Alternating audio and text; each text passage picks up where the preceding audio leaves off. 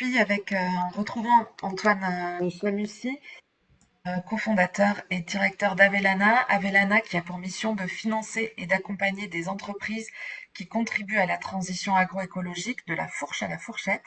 Est-ce que vous pouvez, Antoine, nous en dire davantage sur Avelana dans un premier temps et sur votre implication auprès des entrepreneurs? Comment vous travaillez avec ces entreprises? Avec plaisir. Euh, donc, Avelana, c'est la contraction de avec la nature. Et en fait, c'est une entreprise. Alors, je ne vais pas partager Oui, le contenu. Alors, hop, vous voulez. tac, pas de souci.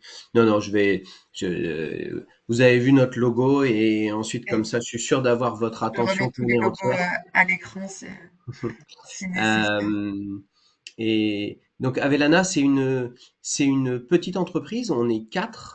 C'est une entreprise que j'ai cofondée avec Olivier Saint-Giron, qui est mon associé, mais qui est surtout mon ami. Ça fait plus de 25 ans qu'on fait de l'entrepreneuriat ensemble. On entreprend depuis le siècle dernier sur différents sujets.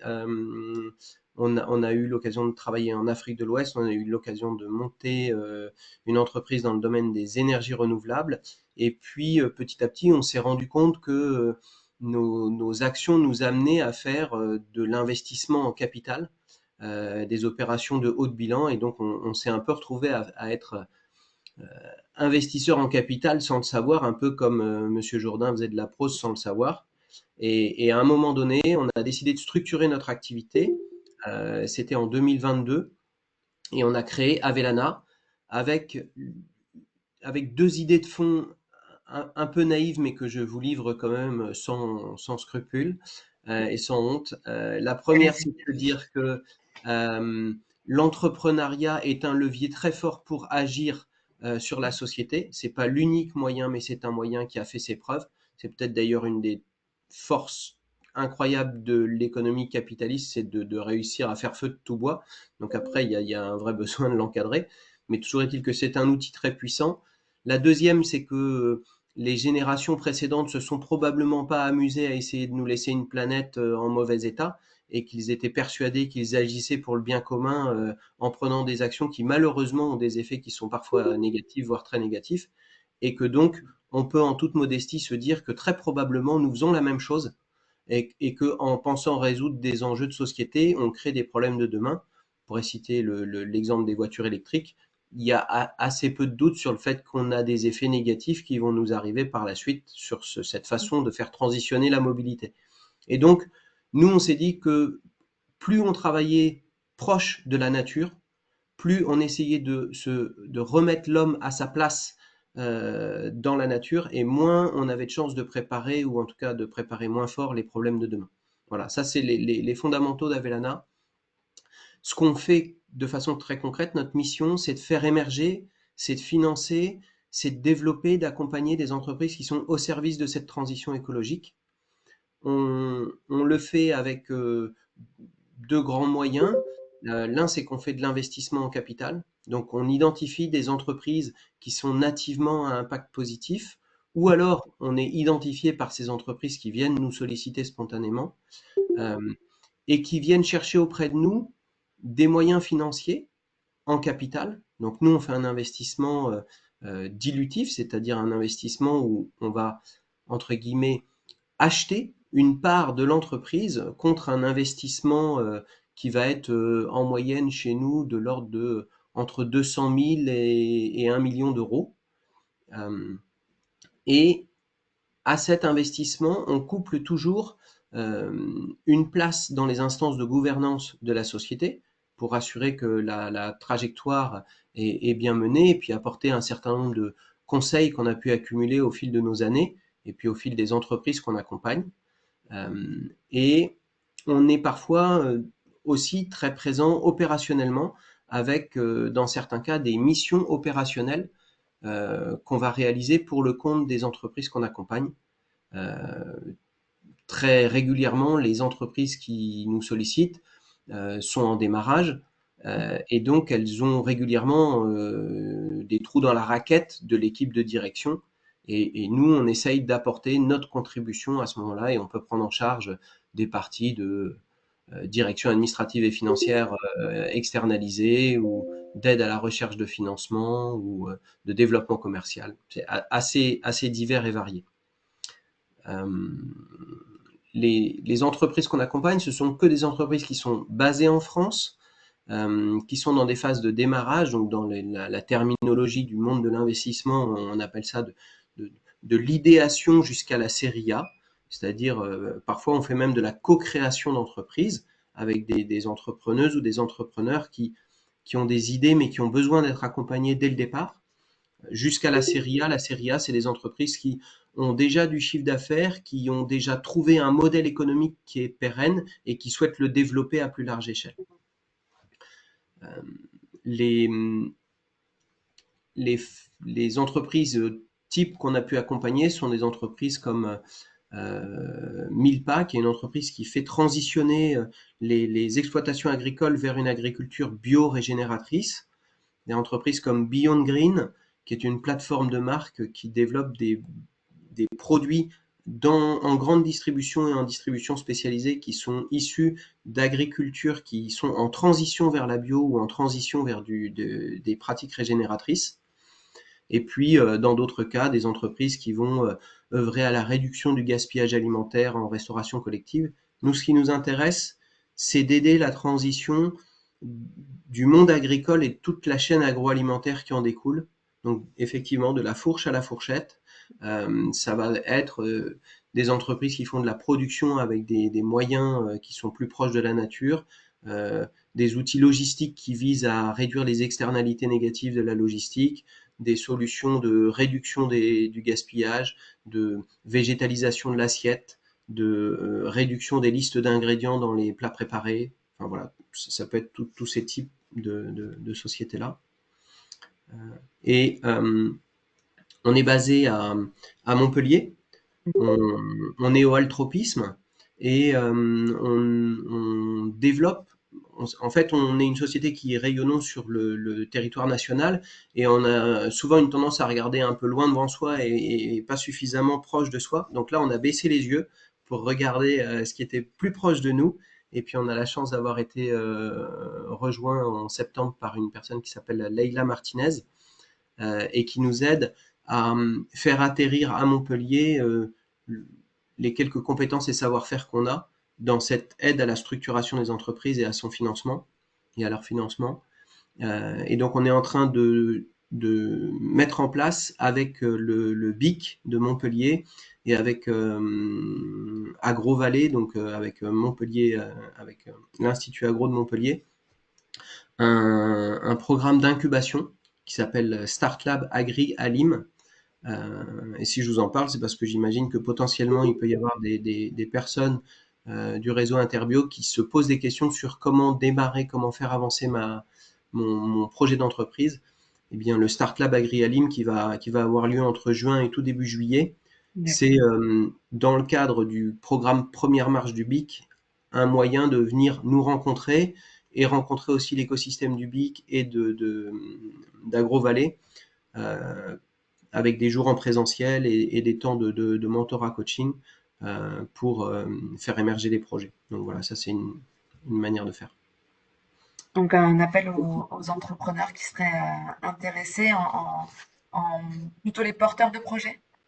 Oui, alors ça s'adresse, c'est pas territorialisé, mais l'idée c'est de faire venir sur le territoire montpelliérain et héroltais et d'Occitanie des entreprises ou des porteurs de projets qui ont envie de développer des entreprises avec un enjeu de transition et d'impact positif sur toute la chaîne agri et alimentaire. Mais je crois qu'on a bien compris en tout cas comment cette question d'impact elle dirige absolument tous vos choix en fait et une grande partie des décisions d'Avelana. Est-ce que Élise, Marc, Alice, vous souhaitez réagir? Est-ce que vous connaissiez peut-être les actions d'Avelana? Est-ce que vous avez une réaction à apporter à ce que vient de présenter Antoine? Bah oui, je peux juste poser une question. Euh, du coup, enfin, je connaissais pas Vélana et pourquoi je pense que du coup, enfin, peut-être que vous investissez sur les cycles, mais ça m'étonnerait Du coup, ma question, c'est est-ce que vous avez des solutions pour accompagner les coopératives ou finalement non, parce que c'est pas votre choix et c'est assumé?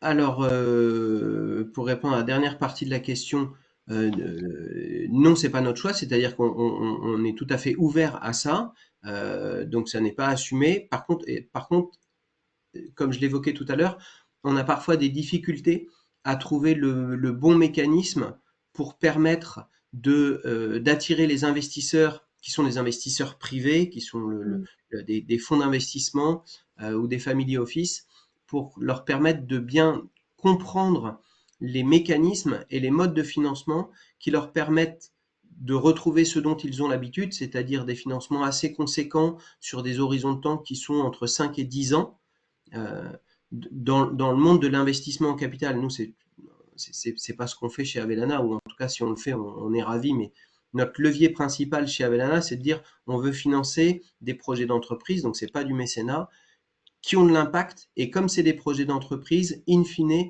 il devrait y avoir une rentabilité financière. Mais après, on n'a pas de seuil minimum de rentabilité. Par contre, les investisseurs, donc quand on investit, pardon, nos fonds propres, on a beaucoup de marge de manœuvre. Quand on fait intervenir à nos côtés des investisseurs plus classiques, il faut avoir en tête que le monde du venture capital, de la startup nation en France, c'est des rentabilités avec des TRI de 20-25%, c'est-à-dire que on est sur des seuils qui sont, à nos yeux, incompatibles avec la quasi-totalité des projets qui sont à impact. Parce que quand on parle de gouvernance, de partage de la valeur créée, bah, si les investisseurs captent 25% du TRI, bah, on ne remplit pas ces aspects-là. Mais il y a certaines entreprises qui arrivent à allier les deux, mais c'est très très spécifique, des entreprises qui ont une capacité à créer une grosse rentabilité rapidement. On peut avoir des sujets où on va allier de la tech, de l'IA, du SaaS, tout ce qui fait vibrer l'écosystème des investisseurs, mais appliqué à des sujets de transition écologique. Donc, pour pleinement répondre à la question, c'est pas facile de réussir à acculturer les investisseurs à cette logique de regarder, voyez long terme et chercher moins du rendement court terme. Et puis surtout, posez-vous aussi la question de quelle planète vous voulez laisser aux générations après vous. Parce que dans les family office, le sujet, c'est souvent ça. C'est Mm. qu'on dit que les gens sont nés avec une cuillère dorée dans la bouche. C'est vrai, mais ils sont aussi nés avec une énorme chape sur les épaules, qui est qu'on leur a mis un gros paquet d'argent sur le dos et qu'ils ont la responsabilité de le faire fructifier parce que c'est la trajectoire familiale qui veut ça.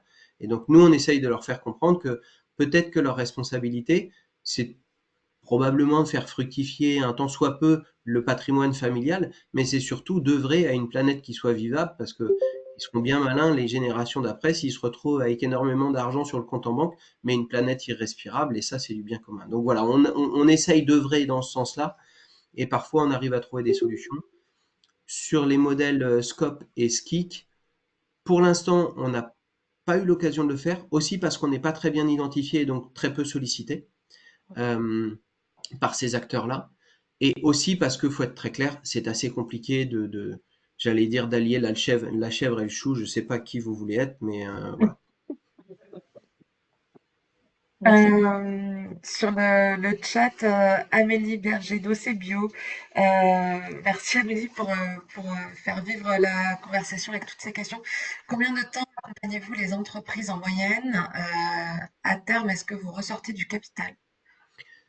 Alors ça, c'est une excellente question. Euh, pour l'instant, Avellana, c'est une entreprise qui a démarré en 2022. Depuis 2022, on a co-créé une entreprise, on a accompagné 10 autres entreprises, et on a réalisé avec ces entreprises-là une quinzaine d'opérations en capital, donc d'investissement ou de réinvestissement. Euh, et on a vocation, alors c'est la question qui est tout le temps posée par les entrepreneurs, c'est bon, vous restez combien de temps? Parce que les investisseurs en capital, leur objectif, c'est je rentre, j'accompagne pendant en général 5-6 ans, puis je ressors, je fais un multiple, je redonne à ceux qui m'ont prêté l'argent, je gagne beaucoup d'argent si possible au passage, et puis ensuite je recommence. Nous, on n'a pas d'horizon de temps prédéterminé. On pourrait être considéré ce qu'on appelle evergreen dans le langage consacré. Euh, la meilleure réponse qu'on peut faire aux entrepreneuses et aux entrepreneurs qui viennent nous voir, c'est de dire que tant que notre téléphone sonne régulièrement, alors on reste. Parce que ça veut dire qu'on est utile, ça veut dire qu'on vient nous voir pour partager des bonnes nouvelles, donc on a une proximité, ou alors qu'on vient nous voir très rapidement quand il y a des mauvaises nouvelles, et ça veut dire qu'on a confiance en nous pour partager ces nouvelles-là et chercher des solutions. Donc tant que le téléphone sonne, on va rester.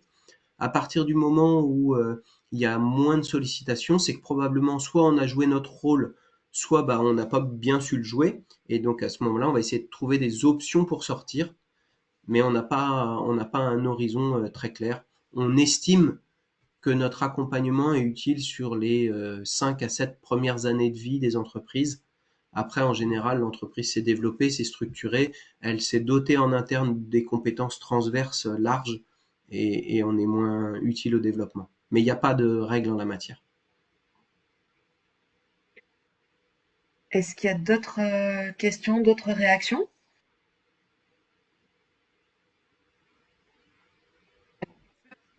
Courageux et qui suivent cette visio, même après l'heure de la fin. J'ai demandé aux intervenants aujourd'hui de préparer un tout petit exemple de projet bio avec qui ils auraient travaillé. Est-ce qu'en une minute, vous en avez un à nous faire partager? Bah, moi, je peux rapidement vous parler de 1000 pas. Euh, donc 1000 pas, c'est une entreprise qui a été créée par des agriculteurs euh, qui sont en bio depuis de nombreuses années et qui se sont rendus compte qu'ils voulaient aller au-delà du bio et d'avoir des pratiques régénératrices, donc qui dépassent le cahier des charges de la bio, mais qui respectent le cahier des charges de la bio initialement.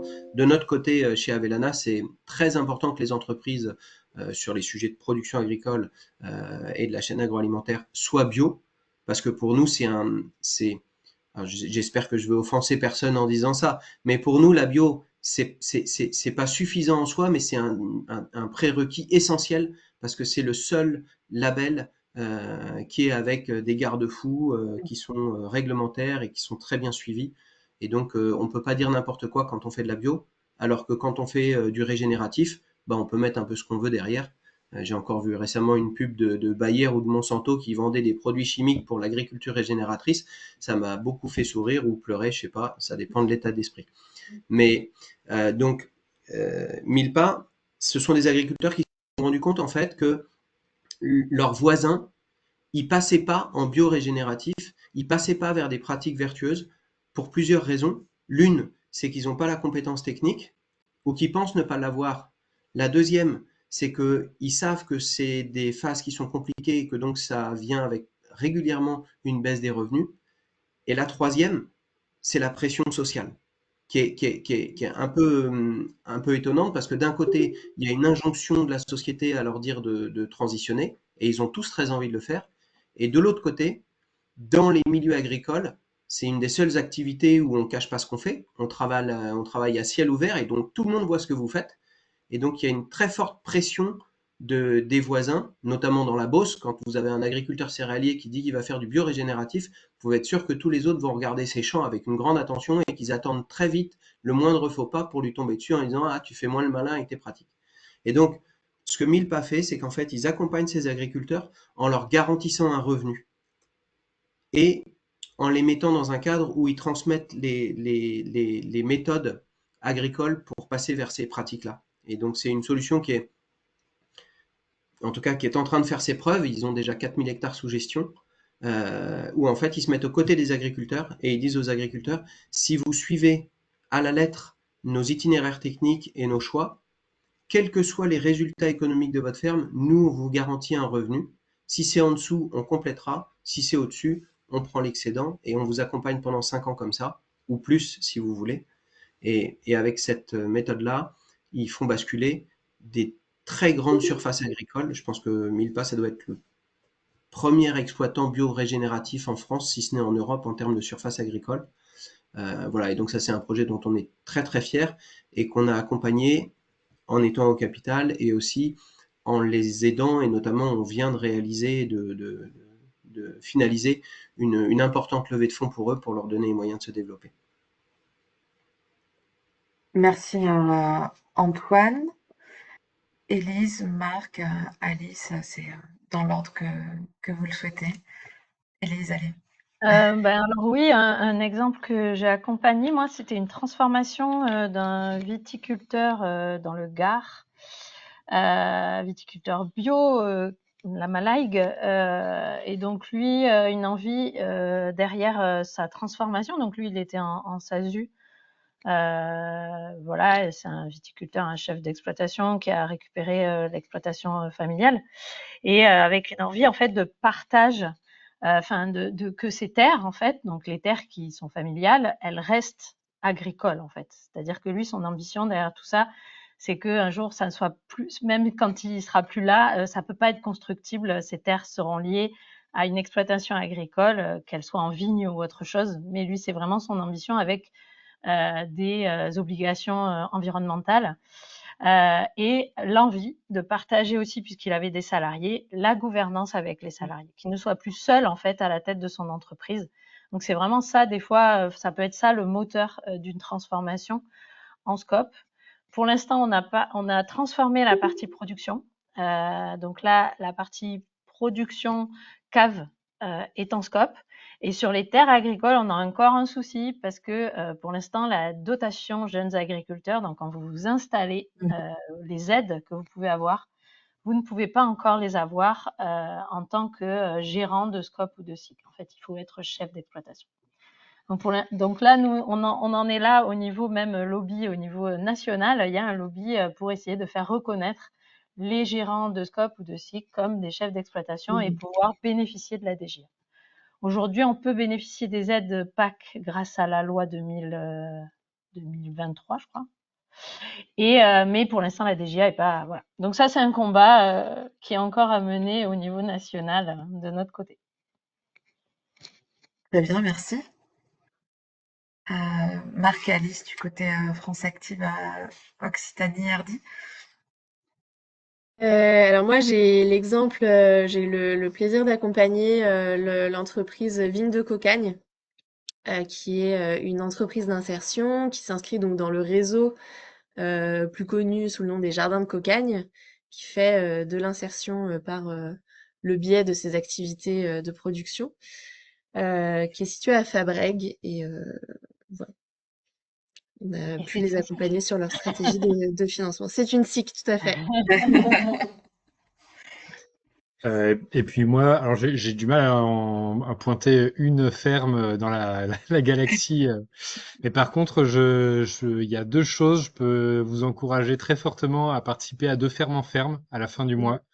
Donc un événement organisé par le CIVAM et qui permet d'accueillir du monde sur les fermes. Et on voit vraiment que les paysannes et paysans se motivent pour trouver des animations, faire à manger, enfin faire plein de choses. Et c'est un grand moment. Et donc ça, c'est le dernier week-end d'avril. Et celui juste avant, 18-20 avril, je sais qu'il y a plusieurs paysans et paysannes que j'ai financés qui organisent la Grande Passoire à l'UNAS, qui est un festival, enfin qui est pas un festival, c'est plutôt du cirque avec du marché de producteurs tout autour. Donc voilà, de bons produits bio, locaux et financés par France Active, il y en aura pas mal normalement. Merci, le message est passé. Vraiment, merci beaucoup à tous. Je trouve que les exemples que vous avez cités sont en tout cas révélateurs par leur diversité, les échelles très différentes. Voilà, ça représentait la diversité de la discussion qu'on a eue et de vos actions en tant qu'accompagnateur, financeur de ces structures, peut-être bientôt nos structures. Je vous remercie à tous pour votre attention. Vous retrouverez toutes les informations liées aux interventions qui ont eu lieu pendant toute cette matinée c'est un compte rendu ou c'est directement sur notre site? Sur le site d'Interbio Occitanie. Avec les présentations et les liens visio. Merci Ludivine et merci à tous et à toutes pour cette matinée. Très bonne journée, à bientôt. Merci. Au revoir. Merci beaucoup. Au revoir. Merci, au revoir. Merci, au revoir. Au revoir.